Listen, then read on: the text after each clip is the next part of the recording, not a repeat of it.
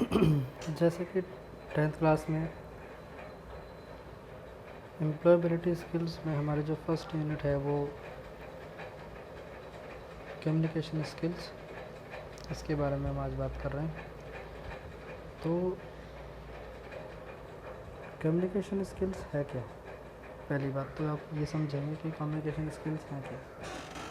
देखिए, सबसे पहले क्या है कि जब हम किसी से बात करते हैं, किसी भी टॉपिक के ऊपर बात करते हैं, किसी भी चीज़ को लेकर के बात करते हैं, या कोई भी अपने मत किसी व्यक्ति को समझाना चाहते हैं, तो उसके लिए सही सबसे ज़्यादा ज़रूरी चीज़ होती है कि सही शब्दों का आप इस्तेमाल करें और उसका सही मतलब सामने वाले तक पहुँचे। अब मान लीजिए कि आप किसी इंग्लिश बोलने वाले व्यक्ति से बात कर रहे हैं और आप हिंदी बात कर रहे हैं, मतलब उसको हिंदी समझ में नहीं आती है, उसको सिर्फ इंग्लिश समझ में आती है ना। तो आप क्या करोगे? आप हिंदी में बोल रहे हो, उसको हिंदी समझ में आती नहीं है और वो सिर्फ इंग्लिश समझता है, तो आपकी बात उस तक नहीं पहुंच पाएगी। सबसे बड़ी प्रॉब्लम ये है ना। तो सबसे बड़ी चीज़ तो आपको उस भाषा में बात करनी पड़ेगी जिस भाषा को वो व्यक्ति समझता है, जिस भाषा को उस व्यक्ति को सब कुछ समझ में आ जाए, है ना। आपके भाव, आपके मतलब, हर चीज़ उसको समझ में आ जाए, है ना। दूसरी बात ये कि आप कुछ सुनना चाहते हैं, है ना। मान लीजिए आप कुछ सुनना चाहते हैं, तो आपको सुनने के लिए सामने वाले को थोड़ा ध्यान दे करके सुनना होगा, तभी आपको कई बार उसकी बात समझ में आती है ना। ऐसे समझ लीजिए, मान लीजिए आप क्लास में बैठे हैं, आपका ध्यान कहीं और टीचर कुछ और पढ़ा रहा है ना। तो आप क्या है कि सुनेंगे तो सही, लेकिन उसको समझ नहीं पाएंगे, है ना, जिस वजह से जो कम्युनिकेशंस हैं वो ख़त्म हो जाएंगे। ठीक, तो पहली बात तो ये कि आपको समझना और सुनने के लिए या फिर अपनी बात समझाने के लिए एक प्रॉपर सिस्टमेटिक लैंग्वेज की ज़रूरत होती है। ठीक है, जैसे कि आपकी जो इंट्रोडक्शन में बताया हुआ भी है, कम्युनिकेशन स्किल्स आर दो skill which are needed to speak and write properly. Communication skills वो होती हैं जिसमें इंसान सही तरह से बोल पाए और सही तरह से लिख पाए। A person who is able to speak appropriately whilst maintaining eye contact with the audience। जैसे कि मान लो कोई व्यक्ति बोल रहा है, कोई व्यक्ति कुछ कहना चाहता है, जैसे कि मान लो मैं ही हूँ, मैं अब ये ऑडियो में एक रिकॉर्डिंग बना के आपको भेज रहा हूँ डिजिटली, है ना, लेकिन मुझे नहीं पता कि आप लोग कैसे इसको सुन रहे हैं या फिर देख भी रहे हैं, या सभी तो चला के छोड़ दिया और सिर्फ जो है अपना काम कर रहे हैं, है ना, मुझे नहीं पता। तो अगर सही तरीका क्या है कि जिस व्यक्ति को आप समझाना चाहते हैं, है ना, वो आपके सामने बैठा हो, आप उसकी आंखों में आंखें डालकर अपनी बात समझाएं, तो उसको बात ज़्यादा बेहतर समझ में आएगी। ठीक, अभी मुझसे कुछ एक बच्चे ने पूछा था कि इसका बेनिफिट क्या है कम्युनिकेशन स्किल के या फिर एम्प्लॉयबिलिटी स्किल्स की जो है बेनिफिट क्या है। भाई बेनिफिट ये है कि आज रोज़मर्रा की जो ज़िंदगी है उसमें जब तक आपको कम्युनिकेशन स्किल्स नहीं आएंगी, आपको बात करने का तरीका नहीं आएगा, आप कहीं काम कर नहीं कर पाओगे। मान लीजिए आपने पढ़ तो बहुत कुछ लिया, आपने 10th कर लिया, आपने 12th कर लिया, आप ग्रेजुएट हो गए, आप PhD हो गए, सब कुछ अच्छा है, ठीक है, लेकिन जब आप मान लीजिए इंटरव्यू देने जा रहे हैं, आप अपने जो देहाती लैंग्वेज है आप उसमें बात कर रहे हो, तो आपकी उस पढ़ाई लिखाई का कोई फ़ायदा नहीं है ना। तो सबसे बड़ी ज़रूरी क्या है कि आपको अपना जो कम्युनिकेशन स्किल्स हैं उसको बेहतर बनाना होगा। ठीक, अच्छा, इसमें जैसे जो पैराग्राफ है इसको आप पढ़ लेंगे, मैं थोड़ा मोटा मोटा इसमें से पढ़ के बता रहा हूँ क्योंकि वीडियो फिर ज़्यादा बड़ी हो जाती है और फिर दिक्कत होती है। उसके बाद यहाँ पर बीच में लिखा हुआ है,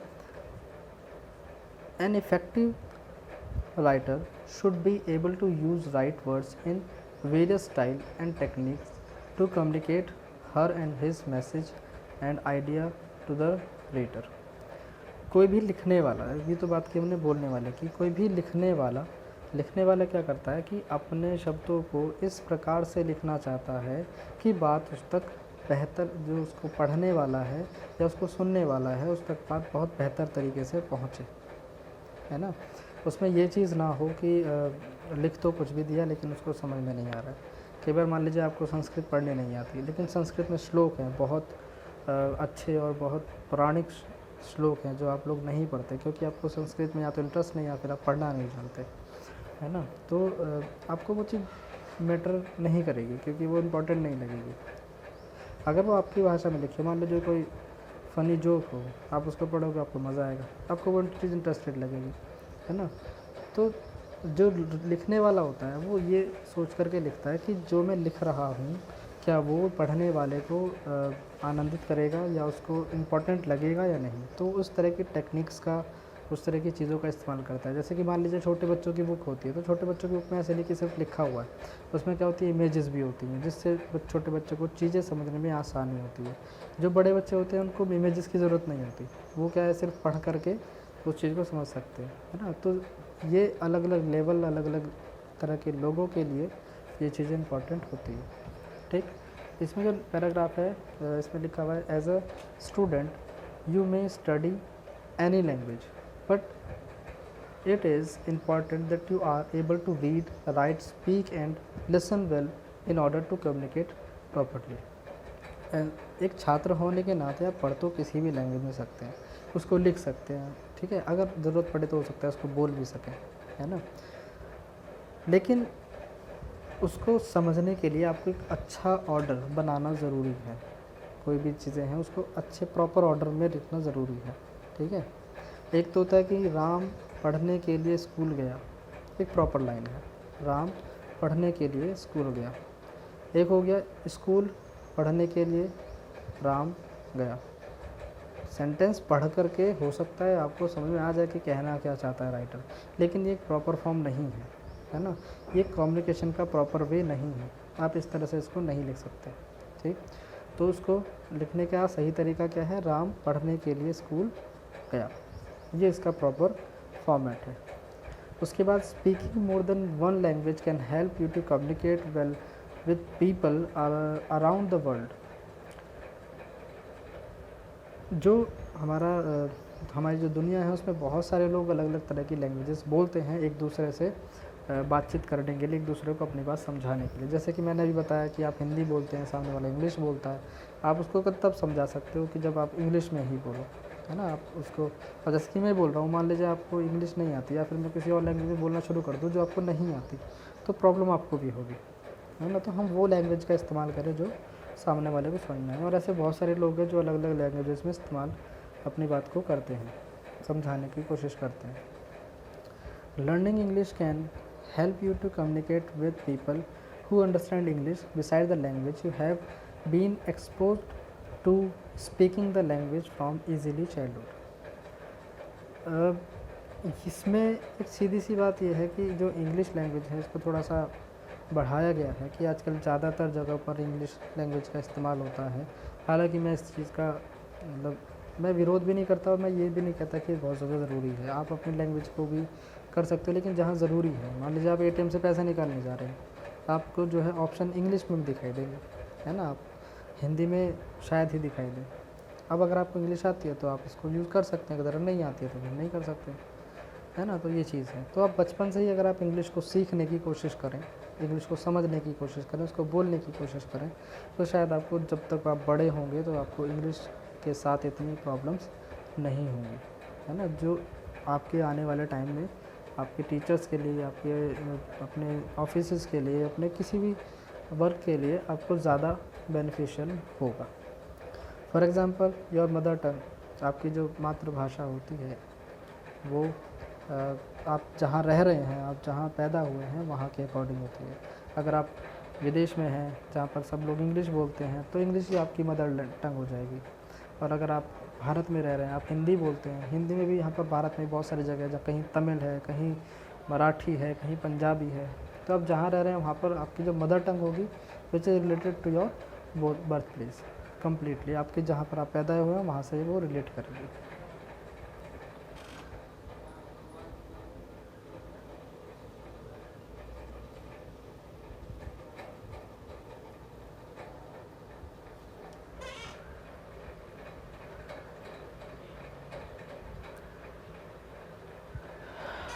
चलिए आगे बढ़ते हैं। अब यहाँ पर एक चीज़ है इंट्रोडक्शन टू कम्युनिकेशन, ये आपका सेशन है फर्स्ट, ज़्यादा बड़ी नहीं करेंगे क्लास को, छोटी सी रखेंगे, ठीक है। You probably hear people talking about communications all the time. Everyone need it and want it. हम आमतौर पे बात करते हैं कम्युनिकेशंस की, एक दूसरे को बातें अपने समझाने की, बोलने की, और ये ज़रूरी भी है ना, और सब लोग इसको चाहते भी हैं। But what exactly is communication, पर कम्युनिकेशन है क्या? Let us try to understand it, हम समझने की कोशिश करते हैं। The word communications come from the Latin word communicare meaning to share. जो हमारा कम्युनिकेशन वर्ड है वो हमारे एक लैटिन एक लैंग्वेज है उसमें से आया है, जहाँ पर एक वर्ड है कम्युनिकेयर, मतलब कम्युनिकेयर है जिसका मतलब होता है टू शेयर, यानी कि साझा करना, है ना। उसके बाद यू कैन सी, यहाँ पर इन्होंने फिगर है अपने PDF में, आप देख सकते हो, शायद यहाँ पर नीचे इन्होंने दे रखा है, इस फिगर को आप देख सकते हो। तो ये बोल रहा है कि in figure 1.1 you can see the communication to the share of information between two or more individual or within a group to reach a common understanding। जैसे कि हम इस ग्रुप में देखें, है ना, यहाँ पर क्या हो रहा है, सबसे पहले रिसीविंग इंफॉर्मेशन है और दूसरी तरफ गिविंग इंफॉर्मेशन है, बीच में है आस्किंग फॉर इंफॉर्मेशन। तीन चीज़, मतलब दो लोग हैं और बीच में तीन चीज़ हो रही हैं, कुछ पूछा जा रहा है, कुछ बताया जा रहा है, और बीच में एक प्रक्रिया हो रही है। जैसे क्या पूछा जा रहा है, वेयर आर यू गोइंग, आप कहाँ जा रहे हो, आई एम गोइंग होम, मैं घर जा रहा हूँ, घर जा रही हूँ। यहाँ पर लड़की है तो शायद वो बोल देगा। तो फिगर में क्या हो रहा है, जब तक कम्युनिकेशन की लैंग्वेज प्रॉपर नहीं होगी तब तक आपको जवाब भी सही नहीं मिलेंगे। सीधी सी बात है, अगर आप सही लैंग्वेज में क्वेश्चन नहीं करोगे तो आपको जवाब भी सही नहीं मिलेगा। उसके बाद यहाँ पर है इम्पोर्टेंस ऑफ कम्युनिकेशन। कम्युनिकेशन की इम्पोर्टेंस क्या है? Your ability to communicate clearly and share thoughts, feelings and ideas will help you in all your relationships. For example, you can inform that something और you can also influence other thought communications. जैसे कि मान लीजिए कि आप में एक योग्यता हो अपनी बातों को, अपने विचारों को दूसरे के साथ सही तरह से साझा करने की, तो आप उससे एक अच्छा संबंध बना सकते हो। जब तक आप किसी व्यक्ति को अपनी बात समझा सकते हो तो वो आपके साथ एक बॉन्डिंग क्रिएट कर लेता है। क्यों? क्योंकि आपको उसकी बात ज़्यादा समझ में आती है। जैसे कि मान लीजिए आप स्कूल में, आप स्टूडेंट हैं, है ना, कोई टीचर है, टीचर बहुत सारे हैं आपके स्कूल में, तो मान लीजिए किसी टीचर की बात आपको बहुत ज़्यादा समझ में आती है, वो बहुत अच्छी तरह से आपको समझाते हैं, और कोई टीचर ऐसा है जो इतना डीपली नहीं समझाता, बस ऊपर से समझा के चला गया। मैं किसी की बुराई नहीं कर रहा हूँ, मैं सिर्फ एग्जांपल दे रहा हूँ। तो ये मान लीजिए कोई ऐसे समझा के चला गया, तो जाहिर सी बात है आपको वो टीचर ज़्यादा समझ में अच्छा लगेगा, जो अच्छी तरह आपको समझा रहा है, जो अच्छी तरह आपको एक्सप्लेन करने की कोशिश कर रहा है विद एग्जाम्पल एंड पिक्चर्स, तो आपको अच्छा ही लगेगा। अब वो बात अलग है, कुछ निकम्मे हैं जो नहीं पढ़ते, उनको चाहे अच्छा दे दो चाहे बुरा दे दो, टीचर कैसा भी, उनको कोई फ़र्क नहीं पड़ता, वो तो पढ़ेंगे नहीं। लेकिन जो पढ़ने वाले हैं, जैसे कि मैंने बताया, आप योग्य हैं अगर, तो रिलेशन अच्छा बना सकते हैं। जैसे कि इन्होंने एग्जांपल में दे रखा है, you can inform about something, आप किसी भी चीज़ के बारे में बता सकते हो, और you can also influence others through communications. अगर आपको किसी तरह की कोई बातें हैं तो अपने सामने जाहिर कर सकते हैं। Communication skills are needed to, क्या ज़रूरी है? इन्फॉर्म और इन्फ्लुएंस, दो चीज़ें ज़रूरी हैं। इन्फॉर्म का मतलब है you may be required to give fact और information to someone, you may be required to give facts और इन्फॉर्मेशन टू समवन। जो ज़रूरी है वही किसी को दिया जाए, जो ज़रूरत है जिस चीज़ की। For example, communicating the time table of an exam to a friend. आप जैसे किसी अपने दोस्त को एग्ज़ाम का टाइम टेबल दे रहे हो तो उसके लिए वो ज़रूरी है। अगर वो आपकी क्लास में पढ़ता है तो अच्छी बात है, अगर आपकी क्लास में नहीं पढ़ता, कहीं और जाता है, तो आपके टाइम टेबल से उसको क्या लेना देना, आपके एग्ज़ाम से, टाइम टेबल से? क्यों? क्योंकि उसके लिए ज़रूरी नहीं है। तो मेन ये है कि आप किसी व्यक्ति को वो चीज़ें ज़्यादा बताएं जो उसके लिए ज़रूरी है। जैसे कि मैं जो ये वीडियो बना रहा हूँ वो आपके लिए बहुत ज़रूरी है, प्लीज़ इसको ज़रूर देखें, ठीक है। ये मतलब ऐसे नहीं है कि बस मेरा मन किया और मैंने बना के दे दी, ये आपके एग्ज़ाम में इम्पॉर्टेंट है। उसके बाद influence, you may be required to influence और change someone in an direct but usually important way. सही तरीके इस्तेमाल करें। For example, negotiating with a shopkeeper to reduce the price of helping a friend to overcome stress due to exam or any other reason। मान लीजिए आप किसी व्यक्ति से मतलब एक तरह से कला अपनी बात किसी को समझाने की। कई बार आप ऐसे शब्द इस्तेमाल करते हैं, भले ही आपको मतलब सामने वाले को आपकी लैंग्वेज आती हो, लेकिन आप ऐसे शब्द इस्तेमाल कर रहे हैं जिनकी कोई ज़रूरत ही नहीं है। लेकिन कई बार ऐसा होता है कि आप वो शब्द और उन चीज़ों का इस्तेमाल कर रहे हैं जो सामने वाले को प्रभावित करें। ठीक है। नेगोशिएशन का मतलब होता है मोल भाव। आप अगर मान लीजिए कोई चीज़ खरीद रहे हैं किसी शॉपकीपर से और आप उसके साथ मोल भाव कर रहे हैं, तो ऐसी कौन से शब्द हैं जो उसको ज़्यादा इफेक्ट कर सकते हैं। देखिए, मान लीजिए आप किसी दुकान पे गए, आपने पेंसिल बॉक्स खरीदा, पेंसिल बॉक्स 25 रुपीज़ का है, आपके पास सिर्फ 20 रुपीज़ हैं, तो आप क्या कहोगे? सर देखिए, मैं तो स्टूडेंट हूँ, मेरे पास पैसे नहीं होते, पॉकेट मनी इतनी मिलती है, आप प्लीज़ इतने भी दे दीजिए। हो सकता है शॉपकीपर मान जाए और आपको दे। तो यही इसकी इम्पॉर्टेंस चीज़ें हैं। तीसरा है एक्सप्रेस फीलिंग। अभी हम इसको इतना ही पढ़ेंगे, एक्सप्रेस फीलिंग मतलब जो टॉपिक है सिर्फ ना, बाकी हम नेक्स्ट वीडियो में पढ़ेंगे ताकि ज़्यादा बड़ी ना हो। ठीक है। तो express feeling, talking about your feelings in a healthy way to express them. इस तरह से बात करें कि आपकी जो भावनाएं हैं वो सामने वाले तक पहुँचे।